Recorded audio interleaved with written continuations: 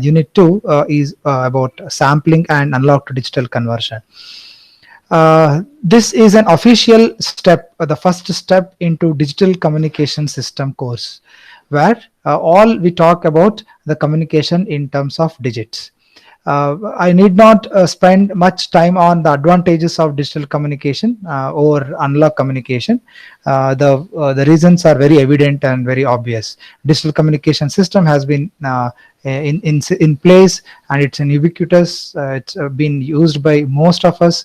Earlier are the days where, as a student, I used to face a questions of in the exams as least the advantages of digital communication system. But that's become absurd now, because the digital communication system has been part of our life. Okay, so you cannot expect such questions. I need not list anything, but definitely, if I want to quote the advantages of digital communication per se, it involves a better quality, security, and the ease of storage and transmission, and capabilities of error correction and detecting, and so on. So there are so many advantages of digital communication. It also comes with advantages of in terms of hardware as well, where the increasing trends in hardware, or the innovations on the hardware part, has also made digital communications more advantageous compared to analog communication. All right. So with digital communication, our first goal of the first essential signal processing step. All these blocks, I think I have shown this kind of block diagram at the very beginning of this course when I introduced to Communication System 1 course. You need not be scared of all these blocks, because all these blocks will be very familiar to you once you complete Communication System 2 course in next semester. However, it's my duty to give a holistic picture where we stand, what is at our stake, what we are supposed to study in this course. Essentially, all the blocks involve signal processing. So digital signal processing is one of the inherent course, or inherent thing in our digital communication, digital communication theory. Okay, the first goal, or the first essential step in signal processing is formatting, where this block ensures that the message signal, or the information signal, or the source signal is compatible with digital processing. So formatting converts the analog signal to such symbols where it is compatible with all other blocks which follows it. There is a transmit formatting, and there is a receive formatting as well, which are complementing with each other. Okay, so transmit formatting is a transformation from source information to digital symbols. Okay, it directly converts from analog to digital. But when data compression is employed along with formatting, data compression in the sense, if you want to reduce the data rate, or if you want to reduce the bandwidth by reducing some redundancy in the digital symbols or digital inputs, then you employ a block called as source coding. So the source encoding along with formatting actually is essentially called as analog to digital conversions. But source encoding, as it is highlighted, it's an optional block. You need not have this all the time or for all the applications. It comes along with the respective applications. Okay, but however, we take formatting and source encoding as separate blocks. In some resources, source encoding could be part of formatting as well. But this is an elaborative structure of digital communication systems. Okay, the highlighted block here, the formatting, again in turn contains a lot of steps.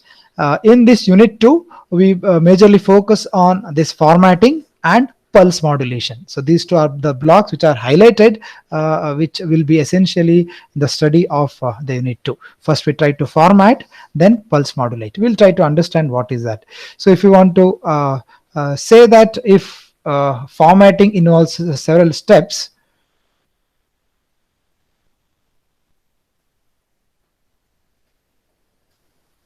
okay, so formatting in turn has, as I told, comes with several stages. It could be character coding. If there's a text input, then you may have studied ASCII codes. So in your MPMC course, where you try to convert your text into ASCII, so that's something known as formatting. So you try to convert into character, converting text into some characters. And there's something known as sampling, quantization, and pulse code modulation. These are the steps that we are going to study in our course as formatting and pulse code modulation. Then we try to move on to the third block, which is highlighted here, which is essentially involves line coding techniques. Okay, so these are the examples for line codes, which is shortly known as NRZ and RZ, which are known as non-return to zero and return to zero. And there are some other techniques of line codes, which is known as multi-level binary as well. So we will be studying all these kind of line codes in our unit 2. And of course M-array pulse modulation. These are actually the parts of digital communication as well, but these are not covered in our course. Essentially, among the blocks of digital communication, unit 2 majorly focuses on formatting techniques and the baseband signaling techniques. You'll get to know the meaning of all these jargons in few sessions to come. All right, so if you want to zoom into the formatting part and what we are going to do in unit 2, formatting in turn takes 3 steps, which is sampling, quantizing, and encoding. Okay, we'll try to cover one by one in the sessions to come. But all these involve something known as baseband signaling or baseband systems. So I might have talked about the meaning of baseband in the first class itself. The baseband means it represents the information at the source end. Okay, so it's basically the message signal which varies in its frequency from DC to several hertz. Basically, we take baseband signals, means the message signals varying between say 0 hertz to a few, you can say few megahertz. Okay, so all these signals which are generated by the user will occupy these ranges of frequency are called as baseband. So this block or this unit 2 will focus mainly on these baseband systems. We are not going to translate our information signal to a higher frequency. We are not going to convert our information signal so that it will be compatible with the high frequency channel. So we'll be limiting our discussion to just baseband system. So that should be understood before we try to elaborate on several parts. All right. So if of course if data is already in digital format, say if I try to feed this information, if it is not in analog, if it's in digital, you can skip this formatting block. You can directly jump into pulse modulation and try to transmit over the channel. Okay, that goes with unsaid. Okay, so what do you mean by this baseband channel? So this channel is baseband. It could be either a pair of wires or it could be twisted, a pair of wires, or it could be your coaxial cable as well. Okay, we are not talking about wireless channel, or we are not talking about high frequency channels, since we are limiting our discussion to baseband itself. Okay, so this is a channel that we are talking about, and as of course whatever could be the channel, whether it could be twisted pair of wires or it could be coaxial cable, for the transmission of binary digits, say if you are converted from analog to digital, or if the information itself is digital, to transmit such digits, we need to convert those digits into waveforms that are compatible with the channel. So of course up till this point, if it will be a bit stream, but you cannot transmit these bits directly into the channel. You need to convert into some type of analog signal or analog domain, which will be done by this pulse modulation. So the bit to back to analog will be the job of pulse modulation. So the output of formatting block would be digital. Again, the information would be in form of analog. You convert into digital, then again you try to convert into analog so as to suit for the channel. Okay, so this conversion from analog to digital has several advantages. Okay, that will be evident in this session itself. Okay. The conversion from a bit stream, as I said, to a sequence of pulse waveforms takes place in the block of pulse modulation. The output of the pulse modulator is typically again a sequences of pulses, as the word itself says that it will be sequence of pulses with its pulse or its characteristics corresponding to the digits being sent. Okay, so after transmission through the channel, whether it could be, as I told, it would be twisted pair of wires or it could be coaxial cable. When it is transmitted through the channel, the pulse waveforms are recovered at the receiver part. So at the receiver part, these pulses are received. These are demodulated, these are detected, and these are estimated. So this demodulation, detection, and estimation is a part of receiver. Okay, so all these three steps are the essential blocks in case of receiver, where we try to estimate the signal what is actually sent from the transmitter end. Okay, so this actually recovers an estimate of the source information. Okay, this is actually the bigger picture or holistic picture of this unit, what we are going to study. Okay, any doubts? If you have, please ask. So why can't we just transmit signals through wires? I mean digital signals. Okay, so our channel doesn't support any bits. I mean, you cannot simply keep on sending ones and zeros over the channel. Essentially, those will get lost if they are transmitted in binary format, they might get lost in the channel itself. Essentially, to transmit for a longer distances, it should be in a continuous fashion. Okay, in other words, I can say ones and zeros, a stream of ones and zeros, nothing but switches on and off. Say if the switch is off, the receiver has to again decode those ons and offs. Even receiver has to keep on switching between these ones and zeros, which will consume lot of energy. You cannot just keep on shutting down the system, or in other words, you cannot just say cut the electricity to a processor and again switch on the processor. You cannot just keep on switching on and off the processors. It will simply doesn't serve any purpose. Okay, so it means that if there is no bit zero, essentially there is no electricity passing through the channel. That doesn't mean anything. Probably in the channel, when it is transmitted in terms of bits, it will corrupt very badly, and hence there should be a block which will convert these bit streams which are coming in digital format, converting back to analog form. And that is basically the idea behind it. Okay. Sir, you're saying it will be transmitted to coaxial cable, no, sir? Here. Correct. So there will be some loss of information, right, when you're transmitting. Definitely. So Definitely.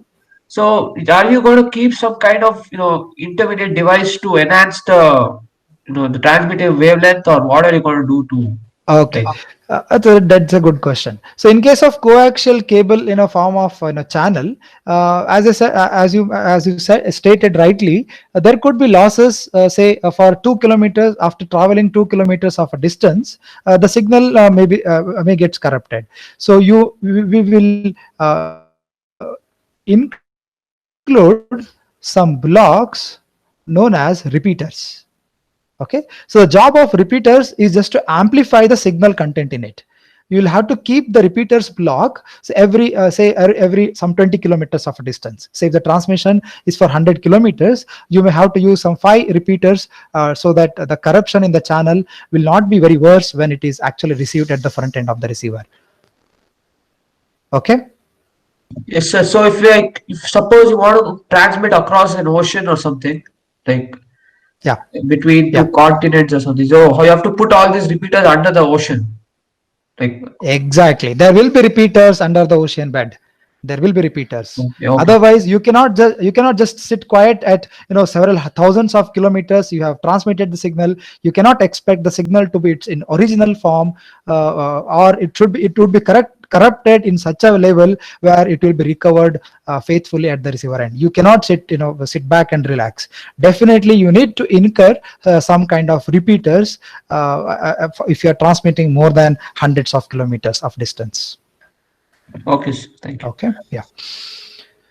All right. So, as I said, our limitation of this discussion would be baseband systems. If you are talking about passband systems, where the channel itself will be of a bandwidth of say several gigahertz in case of say 3G or 4G kind of communication, such transformation from this pulse modulation. Of course, the first step is to convert from analog to digital, then convert it to pulse modulation. These pulse modulated waveforms will be further modulated to suit for the channels such as 3G and 4G communication channels. Such translations from analog to again you may have to convert into digital and then again convert to analog. Such several steps of analog to digital conversions to suit for the channel for higher frequency will be part of your communication system 2 course, which is known as passband modulation. Okay, but this CS1 course will be much limited to the baseband. But whenever we try to enhance our channels capacity, we will try to come back to that and say we have translated into higher frequency. Okay, nevertheless, our limitation of this unit 2 will be majorly on baseband systems. You may have studied your continuous wave modulation so far. In case of continuous wave modulation or analog modulation, in other words, be it linear or non-linear, you try to vary some parameter of sinusoidal carrier. Say there was a carrier signal and there was a message signal. So you try to vary the aspects of carrier in terms of its frequency or the amplitude or the phase in accordance with the message signal. So that was the basic idea behind continuous wave modulation or analog wave modulation. This is exactly similar with this pulse modulation. So if I want to talk something about pulse modulation for a few minutes, okay, let us come back to the sampling or the formatting block. Okay, that's the first part of this, but just I have moved ahead to make you more clear about this pulse modulation part. Okay, so this, if you want to say something about pulse modulation, this is in direct contrast with this continuous modulation itself. This comes with two flavors. Okay, please make sure that you will not confuse with that. There is something known as analog pulse modulation, and there is something known as digital pulse modulation.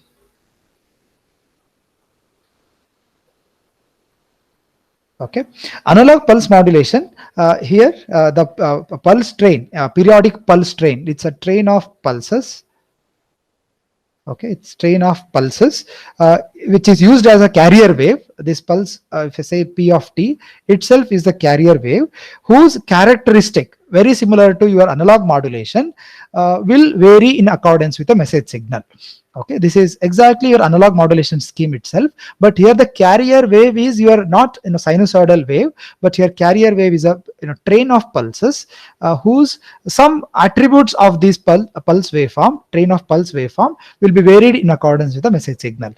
Here the attributes will not be amplitude, frequency and phase in case of your continuous wave modulation. Here the attributes would be something like say amplitude, duration, the pulse duration, or it could be the position. Okay, so it could be called as pulse amplitude modulated wave, or it could be called as pulse duration modulated wave, or it could be a pulse position modulated wave. So ppm, PAM and PDM are the short forms of such analog pulse modulation schemes. That's what I was discussing, or I had displayed in the blocks here. So earlier these M-array pulse modulation, as you can see, PAM, PPM, and PDM are the short forms of these pulse modulation. So these are basically analog pulse modulation schemes. Our course or this unit is not with respect to analog pulse modulation, but we'll be focusing, or our focus is on to digital pulse modulation. So this is the first difference. You should understand what we are exactly focusing on. Unlike your analog pulse modulation, digital pulse modulation, as the name itself digital says, this is discrete in both time and amplitude. Okay, that's what the word digital means. In case of analog pulse modulation, probably the discrete, it's also discrete nature, but it was only in the time domain level. So only at the time level, the amplitudes of these pulses, say if it was PAM, those represented the message signal. But in case of digital pulse modulation, it's a discrete in time as well as amplitude also will be in digital format, and hence we need to have some coding technique here in order to represent each of the amplitudes of the message signal to be limited in represented in binary format. Okay, so and hence these are known as coded pulses. These are not simply pulses, but these are coded pulses, and hence such kind of waveforms in short are called as pulse coded modulation. So we'll be focusing, after formatting, we'll be focusing on the techniques of pulse coded modulation. Okay, this comes with a lot of advantages.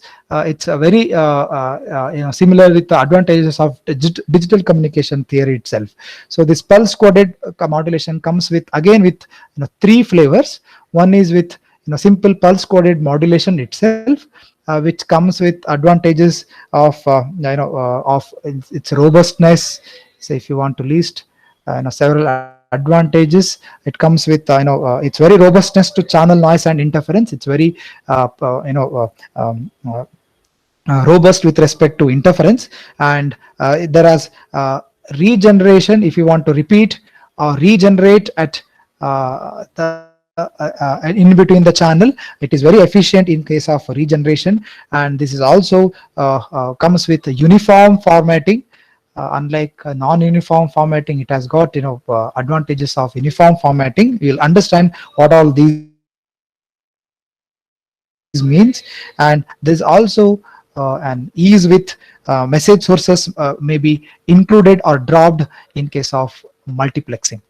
If you're talking about digital multiplexing, this PCM has the advantages with ease in terms of multiplexing, and of course it's very secure in transmission. Okay, say how we want to perform this digital pulse modulation is one of the technique is a simple PCM. But with all these lists of advantages, there are so many disadvantages which are associated with. The major disadvantage with plain PCM is the transmission bandwidth is more, and you can say the complexity of such system is also high. Okay, so as no free lunch, in the sense every gain we make, there is a price to pay. Okay, so all these are gains, but these are the prices that we should be paying for these advantages. So if you want to reduce the transmission bandwidth or reduce the complexity, and hence there are derivatives of these PCM modulation schemes, which are known as differential pulse code modulation. Say this uses something known as data compression. Okay, it tries to reduce or remove the redundancy involved in these bit streams. Okay, there are some bits which may not be useful to recover at the receiver end. So this DPCM tries to remove such redundancy in the bit stream, and hence the data will be compressed. So with that, obviously your data rate will be increased, and of course this reduces the transmission bandwidth as well. So lesser the data, lesser the bandwidth that it occupies. But Of course, the drawback of this is increase in its complexity. Okay, so if you want to have a system with a reduced complexity, but if you are okay to spend some money on the bandwidth, there is another version of this PCM which is known as delta modulation. Okay, I'll write this as delta modulation. Okay, so this involves certain this takes another practical limitation of PCM is in terms of the complexity. This simply does a job of oversampling. Okay, it takes more number of samples compared to other two schemes, and of course the complexity is reduced, but your bandwidth increases as you are taking more number of samples, and hence more number of bits will be transmitted over the channel. And as I said, the complexity decreases. Okay, the reason of listing all these three types before formatting is that all these three types that we are going to study in unit 2. Okay, after formatting we are going to move to PCM. Then we try to understand how you want to code these pulses. Then we list down in it with its performance. I mean, we try to say that this is not the technique that we are going to use, although it's very simple to understand. Then we move on to a technique called as differential PCM and delta modulation, and list their advantages. Okay, that's the reason I listed down so that you will understand what is in stake for you. Okay, so whatever may be the block which will be followed by formatting, whether it is PCM, DPCM or delta modulation, our first job is to convert your analog signal to digital signal. Okay, that is done with three basic steps as I have quoted here. One is sampling, quantizing and encoding. Okay, first we need to understand these three blocks to convert from analog to digital domain. Okay, then we'll start with first step, sampling. Any doubts you can ask? So what's the example for PCMs? PCM How is the- example. Okay. Just want to feel that what is PCM. I'll say about that. Say if you have a random signal.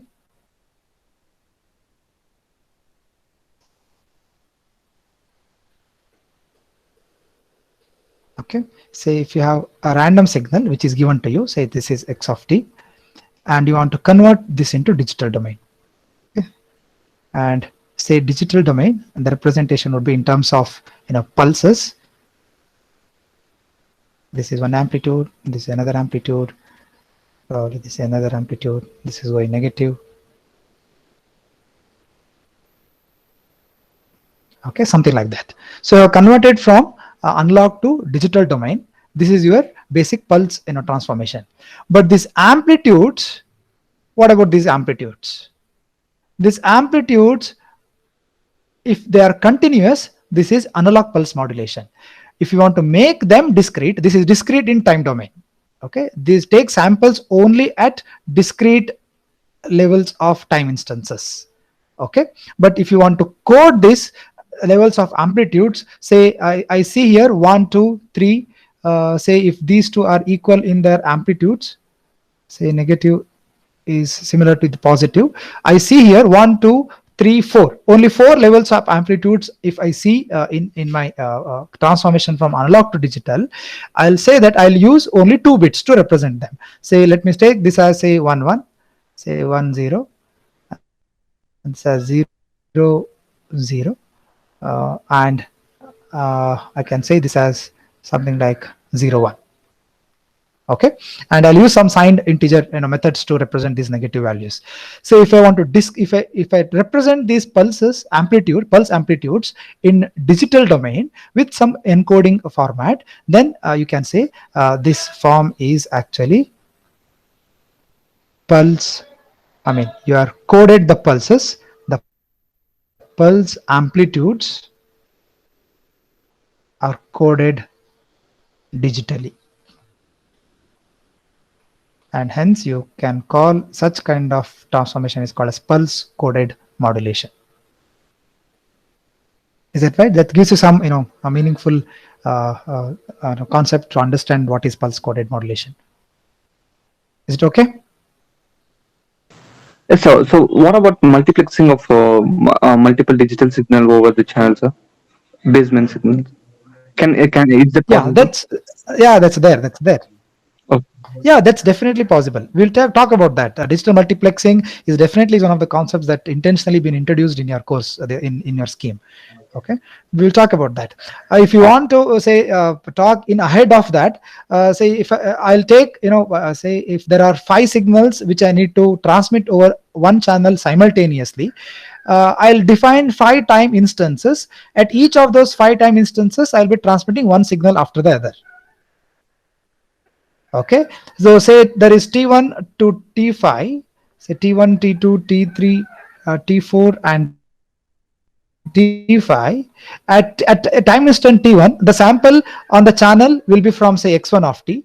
At T2, the sample will be of the signal X2 of T, and so on. And hence, at a given duration of time, say if this is total T1 to T5, say it's a period. So in a period, I will not have pulses or the information of one signal, a singular signal. In total duration of T, I will have samples of multiple signals, and hence I can say I am transmitting multiple signals at a given duration of time, and which is the origination of multiplexing itself. It's very difficult in case of analog communication. This is definitely possible in case of digital communication systems. That definitely we'll talk when we pick up multiplexing concepts. so only one signal at a time can be transmitted, sir. Can we infer that? Exactly, you Yeah. cannot have to. Yes, exactly, at one time instant you can have only one sample. So Okay, what if we because you modulate? want see, yeah, modulation, we do the modulation after performing modulation, then you convert, you will have these pulses, and then after that modulation, then only we can able to take different sources of signals and try to multiplex them. Okay, multiplexing doesn't do any modulation. It doesn't vary the contents of the signals. It just picks the samples of these digital waveforms and tries to spread over in different time duration of time. Okay, that's known as time multiplexing, and there is something known as frequency multiplexing as well, where you try to send different frequencies at different instances of time. Okay, those are the concepts that you'll be understanding when we pick up multiplexing technique. Okay, because if you want to say at T1 instance, if you want to send the samples of both X1 and X2, imagine the job of the receiver. It has to recover what is the actual information that is sent from the transmitter end. If you are confusing the receiver by transmitting more samples in single time instant itself, what it should understand. So if there are two to three people talking simultaneously, will I able to understand what you are talking? What will I say? Talk one after another. Correct? Yes, sir. Yeah, that's the reason you don't want to confuse the receiver by transmitting more samples of different signals at single instant. Okay, so that's you are just making the system more complex and things like that. Okay, I think that answers your question.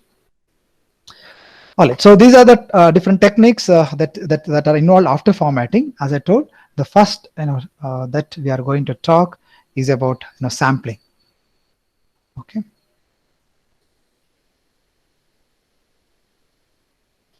how you need to take the sampling from the original information signal. To address this particular block in the front end of the transmitter, which is a link between an analog waveform and its sampled version. So this is the block which converts the analog waveform to its sampled version. I will not say digital, because digital means it is discrete in both time and amplitude. I'm just taking samples, which is a discretized version in time domain, not in the not on the amplitude level. So the sampling is the part where it converts analog waveform to its sampled version. So I'll not say digital, not say digital at this point. Okay, and that is known as sampling process. This process can be implemented in several ways. Okay, the most popular method which will be addressed here is known as sample and hold. In circuitry wise, implementing say a transistor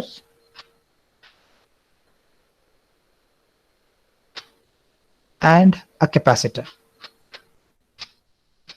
It acts as a switch. Okay, it simply takes a sample. It goes on and off with certain frequency. Okay, it will be on for certain duration and off for certain duration, and the job of capacitor is to hold that data until when next sample is taken. Okay, this is kind of sample and hold which will be dealt in this course. Okay, at the probably in tomorrow's session. This is the most famous operation or most popular operation among several sampling processes. However, in this operation, as I said, there will be a switching and storage mechanism from a sequence of samples of the continuous input waveform. The output of this process, whatever that is getting outputted, is nothing but pulse amplitude modulated waveforms. In the sense, as I depicted here, this conversion from analog to pulses will be of something like this. So it takes a sample and holds, it takes sample and then holds, and so on. So this is nothing but your pulse amplitude waveform, and our next job is to quantize these amplitudes, convert into pulse coded waveforms. To that will be the next part of sampling process. Okay, all right. Say at the receiver part, when it is received in terms of pulses, probably corrupted by certain noise, but of course it will be mostly in case of pulses themselves. These analog waveforms can be approximately retrieved from from these pulse amplitude waveforms, simply incurring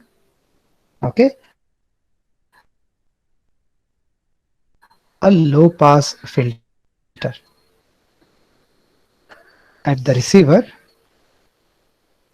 to demodulate. Okay, original signal which is transmitted from the transmitter end, which can be converted to which can be converted from the received pulse amplitude modulated waveforms at the receiver end by simply incurring a low pass filter. Okay, this is the actual process involved in the transmitter to receiver chain. But the basic question here is, if I have a signal, say x of t, and I'm in the process of converting this into sampled version of it. Okay, what should be my sampling frequency? In the sense, say if I multiply this with a switch, how I'm converting here, this is an analog waveform.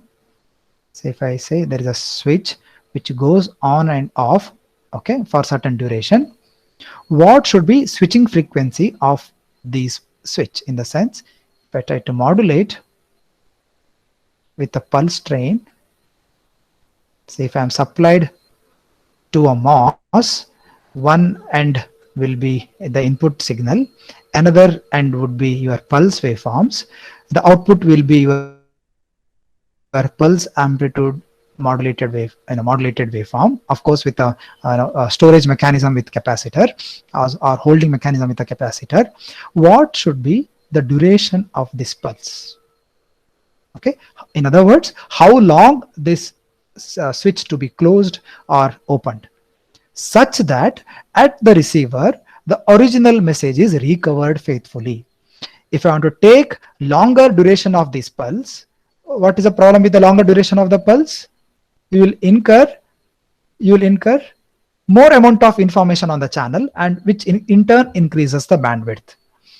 If I want to reduce the duration of these pulses, definitely it reduces the bandwidth, but there are, I mean, if there is more duration of the bandwidth, you need to have switching mechanism such that it will be closed for a longer duration of time, and hence the complexity increases. Let me try to write here. More the duration of these samples, more is the complexity of the system, less is the sample duration. Then if there is a less duration of the sampling pulse waveforms, then you'll have more number of samples transmitted on the channel, which increases the transmission bandwidth. Okay, so what should be an ideal duration of this sampling time such that I need not incur more complexity and more transmission bandwidth? Or in other words, what should be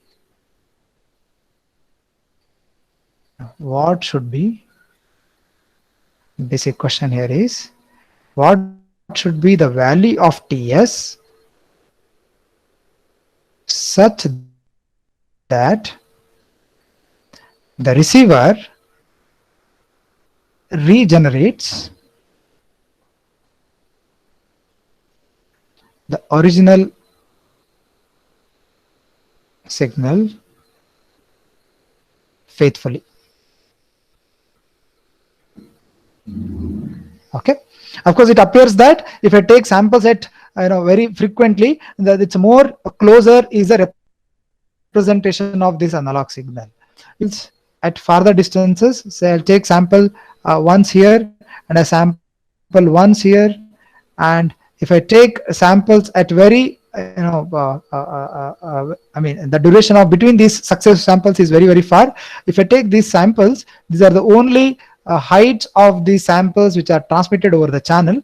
Say even if there is no noise in the channel, if this is the sample which is transmitted, say if on the time domain, what I mean here is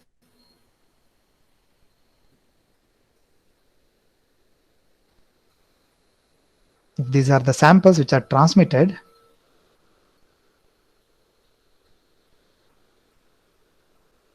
okay, these are the samples which are transmitted. Say this is a negative which I have taken there. Again, this is positive. Somewhere here it's positive and somewhere here it's negative. Say if there is a farther distance between these samples, then I can get back the original waveform in whatever way I like. Say if I try to connect all these dots, connect all these dots, so I can connect in whatever way I like. But definitely that doesn't mimic the original the signal which is transmitted from the transmitter end. Say the farther the samples, the distance, if the TS is more, then definitely you cannot recover the original message signal, even in case of no noise incurred in the channel. Okay, the basic question which is addressed by this is known as sampling theorem. Okay, as per its statement, it states that a band limited signal, okay, a band limited signal having no spectral components. This is a very important statement. That's the reason I'm writing it down. Having no spectral components above, say, FM hertz. Okay, so if it doesn't have any spectral components above hertz, it means that a band limited signal will have its content from, say, 0 hertz to, say, since I've taken the value of FM, say it's a signal which is varying between 0 hertz to say a frequency which is limited to FM, then it can be determined.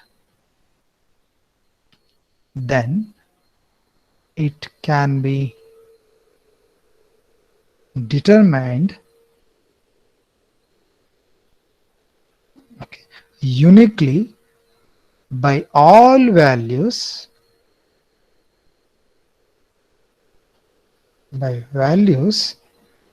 sampled at uniform intervals. So you need to take the samples at uniform intervals of, okay, so this is the heart of this statement. TS should be less than or equal to 1 over twice of Fm. Of course, this unit is seconds. As long as the duration of this pulse or the sampling time, if it is less than or equal to 1 over twice of the maximum frequency content in the original information signal, then we say that it can be determined uniquely by all values sampled at uniform intervals. How, why, from where it has arrived, it will be proved. That's a job of the first session of sampling theory. Okay, so this is known as, this statement is known as uniform sampling theorem, because you are taking the sample at uniform intervals, and accordingly this is known as uniform sampling theorem. If I try to replace this TS, okay, if I try to replace this TS, okay, with frequency, since we know that this TS is inverse of sampling frequency, the inequality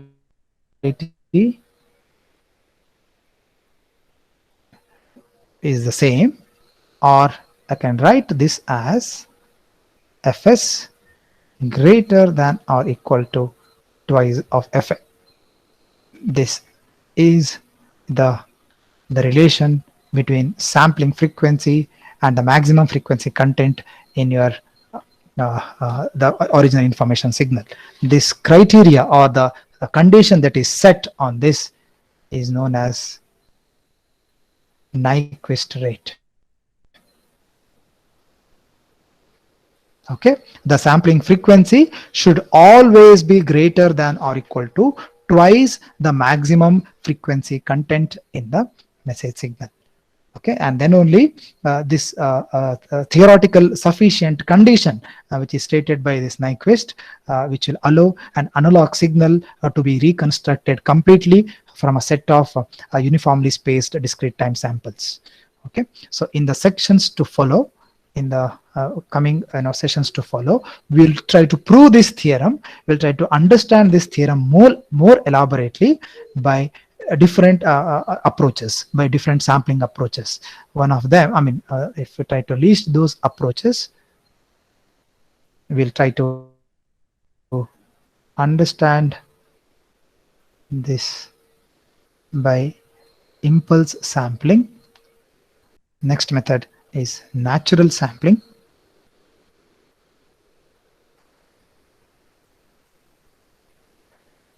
Or something known as flat top sampling.